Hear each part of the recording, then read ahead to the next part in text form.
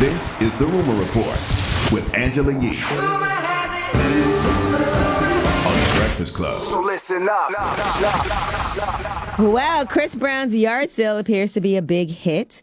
Now, the yard sale started yesterday. They said there were no issues. The LAPD did try to shut it down at first, but fortunately it didn't happen. He can do whatever he wants to do on his own property, and that could be selling whatever items he wants.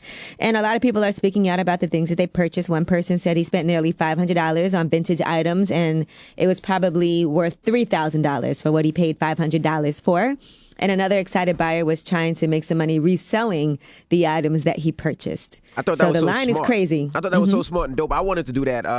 I think like 2 years ago. I have so much clothes and so many sneakers that I don't wear no more. My wife wouldn't let me do it. She was like, "You're not gonna put your address out there." But I was like, "Babe, everybody has an address anyway." Oh no, you can. Yeah, you had your house for sale. Your address was everywhere. Right. You could conceal your address though if you have it under. You don't have to be under your name. LLC. Yeah, it could be an LLC. Mm-hmm. But also, Chris Brown has parties at his house all the time. Like, so many people know his address. It's not and he's a been secret. his house has been broken into twice. Everybody already knows where he lives at. I thought that was so smart. That's dope. It's a You smart hire- idea. You hire a few more shooters, and you keep it moving.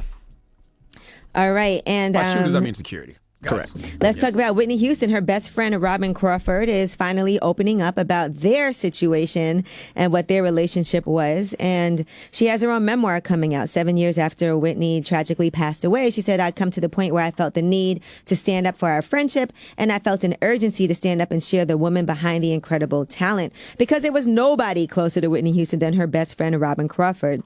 And they said she was also in the early 80s, Whitney Houston's romantic partner, something that she has never, ever spoken about until now. So her powerful new memoir is called A Song for You, My Life with Whitney Houston. And there's excerpts now available online where she basically talks about the first moment that she saw Whitney when she was 19 and Whitney was almost 17 in 1980, when they were both counselors at a summer camp in East Orange, New Jersey. She told her, "I'm going to look out for you." And she did that for the next 20 years of her life as Whitney Houston became the huge superstar. She said, "We wanted to be together, and that meant just us." Whitney ended the physical part of their relationship early on, soon after she signed a record deal with Clive Davis at Arista.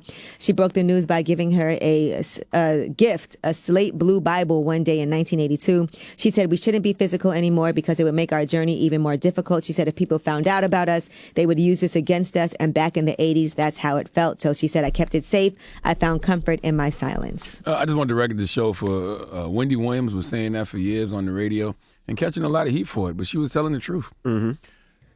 So I guess you also don't want to out people if that's not what they want to do. But they're not ready, right? Well, she definitely was outing people. That's what she definitely. Yeah, because Whitney Houston's mother, they were concerned about that as well, just because Whitney's mom was so heavy into the church. She's a gospel singer. So there was a lot of reasons why they felt like they had to keep that under wraps. Oh, no, yeah, I'm with you. I just think it's wild that, she was catching heat for saying that, because it just makes me think that, damn, some of you rapper secrets are going to come out soon enough, too. Mm-hmm. Now, our girl Latham Thomas, right? From Mama Glow, she actually just texted me and she said she had strong feelings about the conversation we were having about T.I. and about his daughter Deja. She said that is a violation of her bodily autonomy. T.I. is wrong, as well as the doctor coercing her to fill out a form to allow her father access to non-medical information is illegal, and it's unethical to share that information with a parent. She has unalienable rights to autonomy over her own body. This is how they treated us during chattel slavery, examined our bodies without our consent. That was her message that she wanted me to read on the air. Who said she was coerced, though? Where are we coming to these conclusions that she was coerced to do that? Coerced, whatever the word is. Just reading the message that she sent. Okay, so now let's talk about Wendy Williams and Charlamagne. They have finally reunited. Aww. And I know you had said you were going to reach out to an olive branch out to her, and Wendy Williams had said that you actually asked her to go to dinner to have a sit down. Well, you guys finally hooked up, and here's... You saying she lied about that? Yeah, well, she put Wendy sauce on it. That's not what happened, but continue. Well, Wendy also talked about you on her show. Yesterday, I had a very nice afternoon with a longtime friend of mine, Charlamagne. Let me tell you something, honey. I can only take Charlamagne in small doses. True. Because the banter of the back and forth and knowing each other for so many years. I met him when he was still a DJ in down south. And I brought him to New York. I said, "Look, you sit next to me and you make with that funny." And the rest is history. But small doses, you know what I mean? Right. Like, he is a mess. True. He made me cry. True. He teared up. Wrong. You teared We're up? talking about people Soft. and situations. You teared up? True. Talked about who's the donkey of the day Fact. or the year Fact. or of life. Doo-doo Brown. So let me ask you a question. You cried? No. She definitely You cried. teared? though. No. She said you teared. That did not happen. You teared? What you teared about? Why you Come on, deny let me get everything? Who denied was everything? He was tearing up. You reached out. Listen, literally, you got on sweatpants. Don't hug me with sweatpants on. Lean in a little bit. Put a little pelvic on my shoulder. Ooh, listen. Literally, the whole conversation is me saying something to Wendy and her telling me to shut the F up, Charlamagne. That's our whole conversation. I tell her the truth about something and she knows I'm right and she'll tell me shut the F up. That's our relationship. Always has been and probably always will be. But when did you cry? I did not cry. He's crying now. Not at all. I will say, though, that picture she posted of us, that wasn't a real picture, though. That was actually me holding up one of her wigs. I saw people saying that online, and y'all were absolutely correct. You don't see none of her limbs or nothing in the picture. That's just hair. So where were you when you had a wig?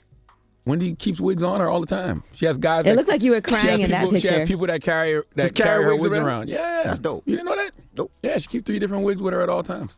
Wow. All right. Well, I'm Angela Yee, and that is your rumor report. I think that's dope. That's rich people stuff. Mm-hmm. All right. Well, You're going to have to start doing that soon. I ain't got no damn fake hair, man. I knew he was going to say that. I knew that's where it was going. My hair's real, You're going to have to damn start it. carrying around a different wig soon. Shut 'Cause up. That's a different wig today than the one you've been wearing all week. Yo, it's my hair. It's more even. Because I made that comment to you the other day. I told you that it looked like you had a little small Gumby. Like the plugs was off a little bit. But now the plugs are a little bit more straight even. now. It's my real hair, What did you man. do to it yesterday? Be honest. I just got a haircut. That's it. Oh, he's a liar. I just got a haircut. We go to the same barbershop. Ask when you go.